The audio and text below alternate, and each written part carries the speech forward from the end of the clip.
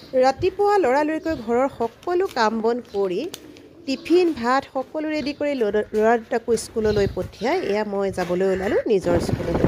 8:30 বজাত স্কুল পাবগৈ লাগিব, গতিকে লৰালৰিকৈ নিজৰ লগতে এখন যুদ্ধ কৰি ঘৰৰ পৰা ওলাই আহোঁ আৰু মন শৰীৰ একেবাৰে ভাৰাক্ৰান্ত হৈ আহি বিদ্যালয়ত উপস্থিত হওঁ। কিন্তু তাত আহিয়েই যে ৰেষ্টাৰ বহীখন চোৱাৰ লগে লগে বা এই ল'ৰা ছোৱালীকেইটাৰ মুখখন দেখাৰ লগে লগে সকলো মনৰ দুখ ভাগৰ নাইকিয়া হৈ যায়।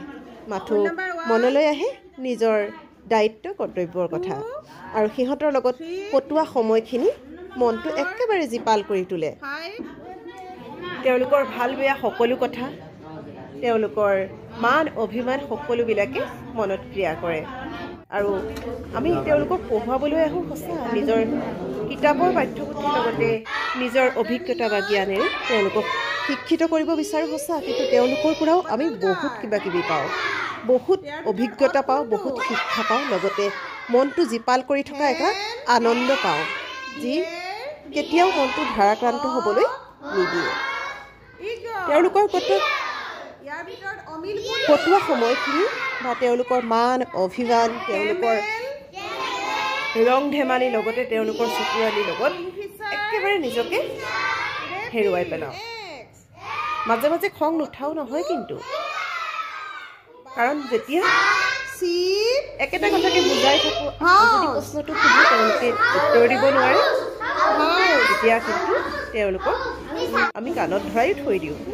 কেতিয়াবা এনেদৰে মুখস্থ লিখিবলৈ দিলে যেতিয়া লিখিব নোৱাৰে আমি সঁচাই খং কৰোঁ।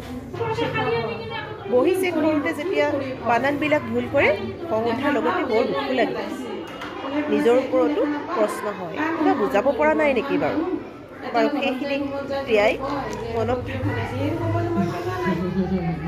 ক্ৰিয়া প্ৰতিক্ৰিয়া কৰি থাকোঁতে কিন্তু কি কৰি আছা কিবা দুচিন্তা মনলৈ আহিবলৈ নাপায়, মনবোৰ জীপাল হৈ থাকে। আৰু এনেদৰে ক্লাছটোত সোমোৱাৰ লগে লগে যেতিয়া ইজনে সিজনৰ ওপৰত অভিমান দেখুৱাই, ইজনে সিজনৰ কোনে গালি পাইছে ওপৰত যিখিনি কমপ্লেইন আহি পৰে, মৰমো লাগে কিন্তু দেই।